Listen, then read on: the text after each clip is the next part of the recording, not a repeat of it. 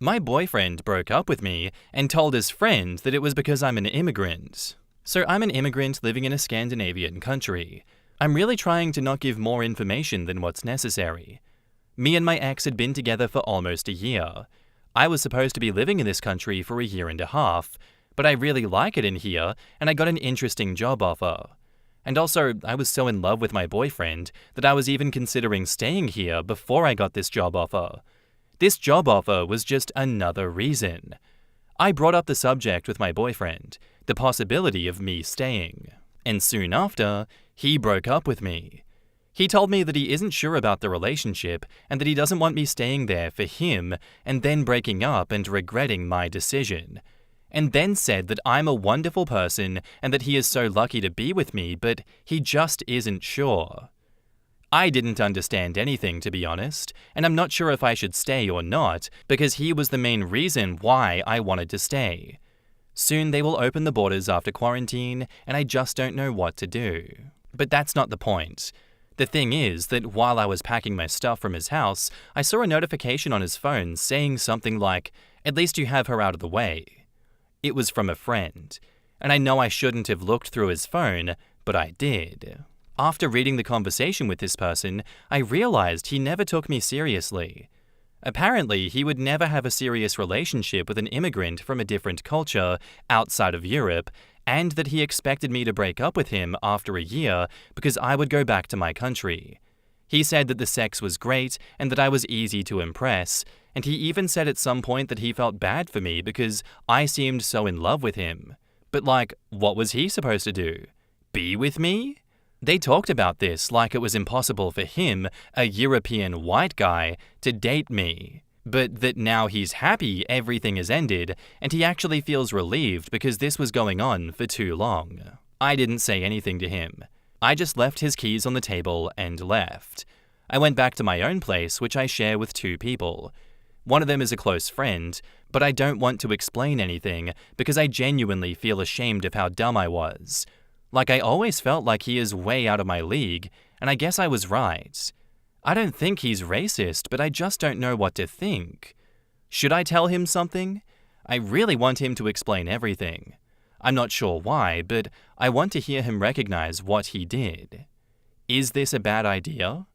Right now, I'm a mess, and I'm not sure how to feel about anything. In the comments, you are not dumb. You thought that the person you loved and claimed to love you was a good person.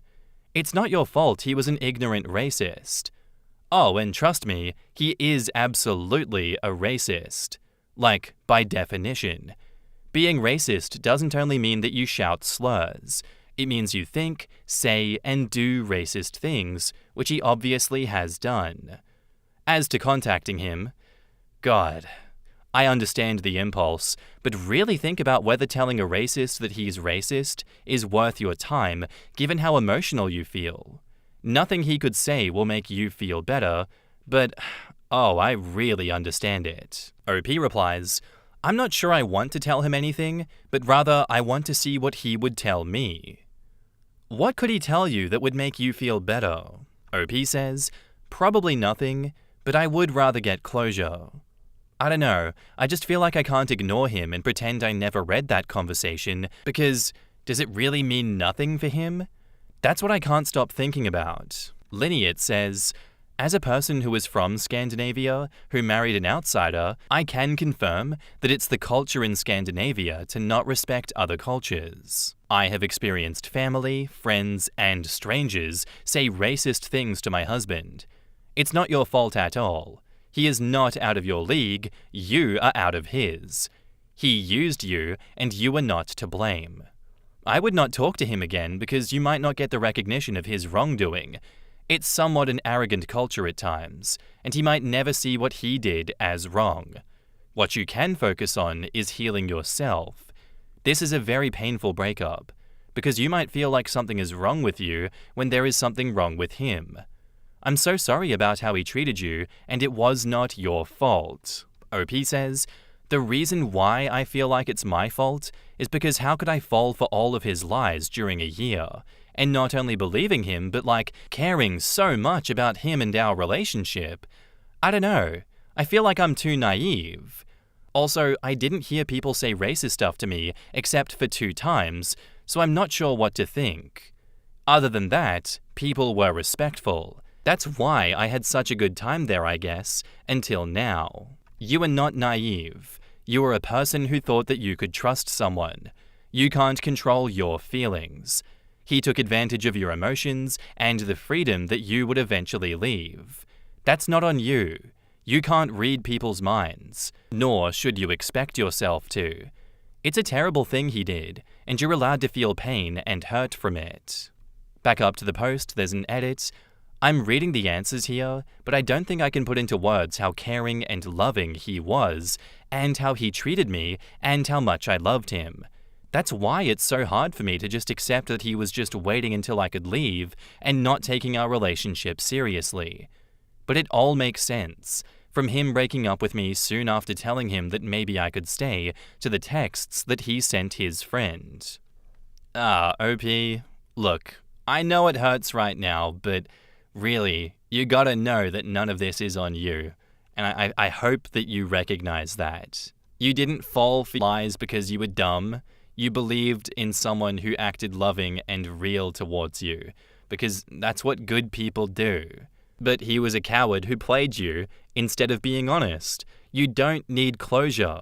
He's already shown you who he is. The mask has slipped. Why do you care to get closure from someone that is a piece of shit like that? Talking to him will only make you feel worse. It will reopen whatever wounds he has inflicted on you. Stay away from him. Let time and distance give you the closure that you want. It's not going to help you out. You've lost nothing of worth here. You are better than him, and you deserve better. And now, onto the update. I left the country and went back to France. By the way, I'm not French. I mean, yes, because I was born in there and lived my whole life there, but my mum is from Senegal and my dad is from Algeria. I'm gonna give a lot more detail this time. Last time, I was afraid that some of his friends who also use Reddit would see my last post and recognize me, but now I don't care. And he's from Denmark, by the way. I really hope that his friends see this. I don't know. I just don't care. So this is what happened. I was trying to decide if I wanted that job or not. I decided not to take it. I don't know. I feel like the main reason why I wanted to stay was for him, and I felt like taking the job just to prove to myself that I'm over him or whatever was a bad idea. Also, I wasn't leaving much behind in Denmark. I didn't really have that many friends, and it turns out my 2 roommates knew about this. Like the friend that my ex was texting told them. And at this point, I wasn't sure who to trust, so I spent hours calling my friends back in France. And I don't know, I just realized how much I missed them, so I decided to leave. And I'm not sure what to think about all of this. My ex said that I was easy to impress, and maybe I am. Maybe what he did was the bare minimum for his cultural standards, but I don't care. We had fun. I don't really need people to spend a lot of money on me to show that they care. Is that being easy to impress? I'm already in France, and I'm not gonna lie, I'm not over him yet. But I will be soon, and that's all that matters. I realized that the problem is not me, it's him. I don't understand how someone would spend and waste so much time in a lie, but whatever. I'll get over it soon. And by the way, I didn't tell him anything. I was thinking that maybe I should send him a message or something once I was in France, but everyone's telling me that it's a bad idea. Maybe eventually I'll ask him why he did it, but not now. In the comments, OP, you already know why. You said, he said that the sex was great and that I was easy to impress. He got great sex without having to put much effort into the relationship. If you view it from the perspective of a total scumbag, why wouldn't he do it? His "what am I supposed to do?" made me clutch my jar of marmalade and give a hard stare in his direction. I feel like people always have this misconception about closure, that it's something that can be given to you by someone else, but that's not true. They could tell you what you thought you wanted to hear, give you the information that you were missing, and you could still feel unresolved. Ultimately, closure has to come from within, with or without whatever ideal conversation you hoped for. I think that people want closure because it feels like something easy that someone else can provide you instead of having to do the hard work of internally moving on. That's pretty much it, you know? I hope that OP can move on from all of this, even though she's evidently not still over him and is still questioning everything. Just please take the advice of everyone that continues to comment on your posts, and please do move on from it. You're thinking way too much about it. You are carrying so much weight over this breakup, over someone that is small-minded and cruel and did not care for you. Let that be your closure. He is an asshole, he was using you for sex, and there is no point in talking to him again. Thank you for the update, thank you for the story. Good luck, OP. Our next post is by user Indistinguishable Sus, and it's titled, "Coworker attempted to film female coworker in restroom at party." Last night, I went to a house party with the crew that I work with. We're in the US Navy, stationed in SC. I recently came back to crew after a few months away in a different department at the command that we are all attached to. The party was attended by about 12 men and 1 woman, ages ranging from low 20s to upwards of 32. Myself. We played beer pong and pool. She eventually left a few hours into the party.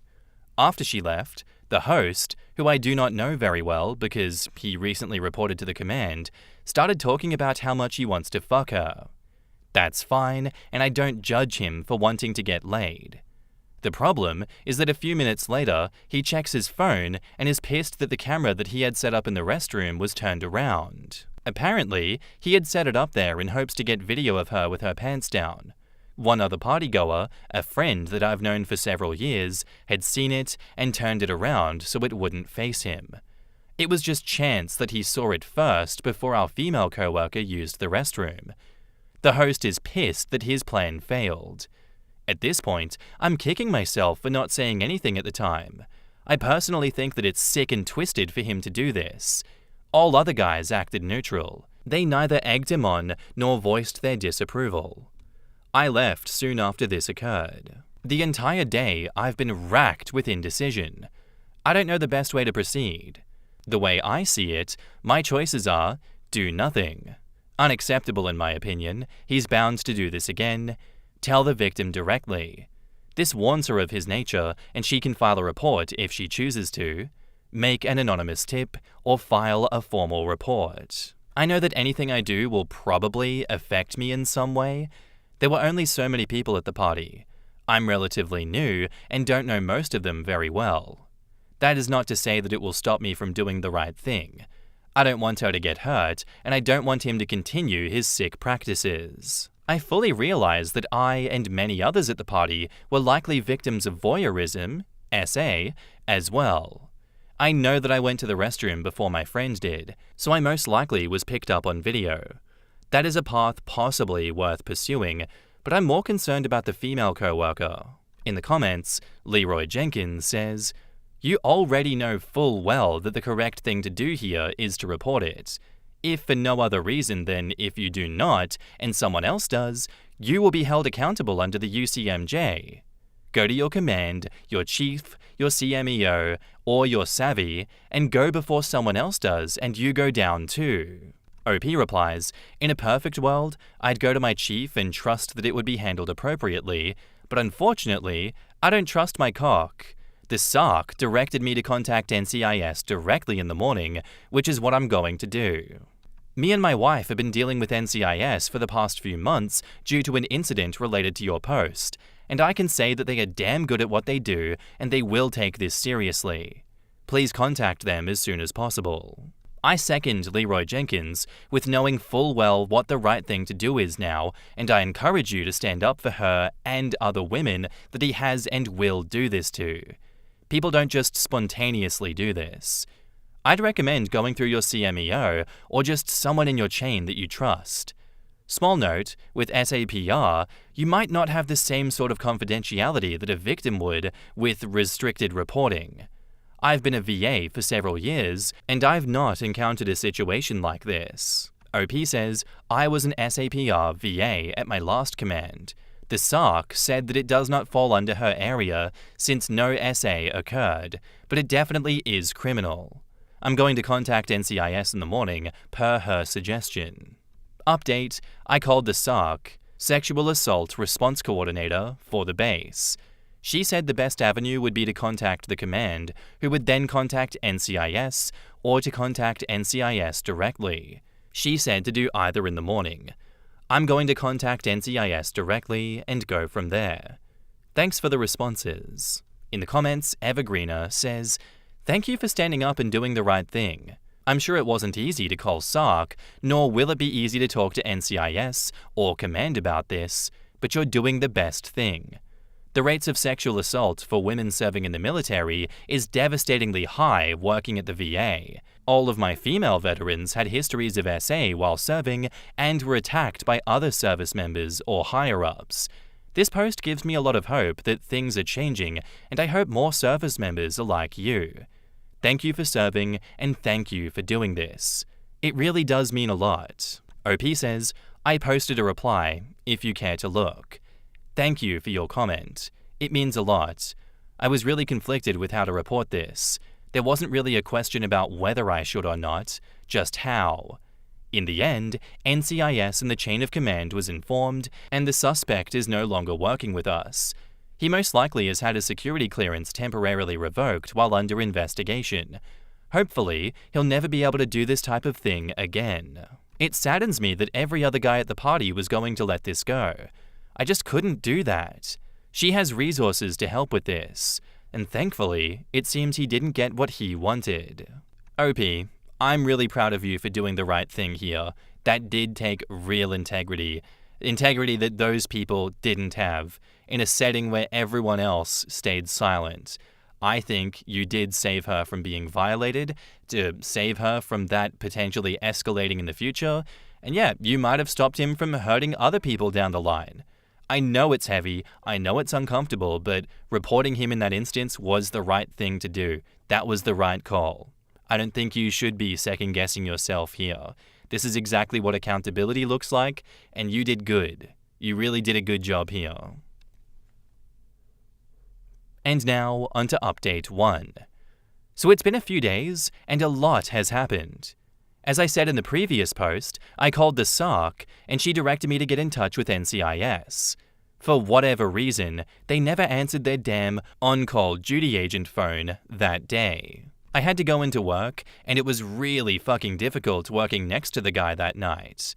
I ran through a dozen different ways to tell the right people in my head, but circumstances made me wait.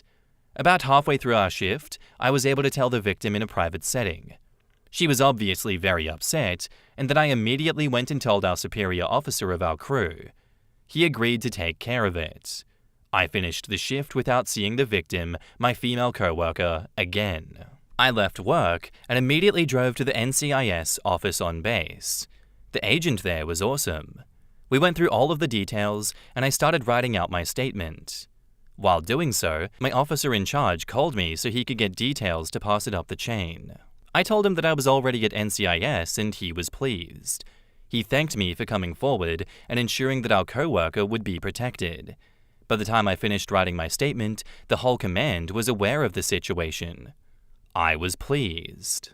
I already knew that the victim was going to get a night off. What I didn't know is that the suspect, the host of the party, would no longer be with us anymore as well. The official explanation was trouble with his security clearance. This is speculation, but I think while investigating the camera aspect of this, they found evidence of him using illegal betting services. The government doesn't take that shit lightly, especially if you have a security clearance. I think this because the same day that he wasn't at work, they warned the staff that if you use illegal betting services, a bookie, to stop. That's it. He's under investigation, and I remained anonymous. My officer knows, but I trust him. I was on the same ship with him for years. He's a great guy. Now hopefully he will never be able to hurt someone like this again. Thanks for the great advice. Even though I knew generally what to do in the first place, sometimes it's just good to get some validation on my thought process. And now for the final update. It's been quite a while, but we all love updates, so I figured that I'd close this saga up. Where we last left off, I had informed my female co-worker and an officer that I trusted, and then NCIS. The host of the party was absent from work the next day, and I've not seen him since. About 4 months ago, I was contacted by a legal representative working on the case, United States versus defendant's name, which finally confirmed to me that it was going to court-martial.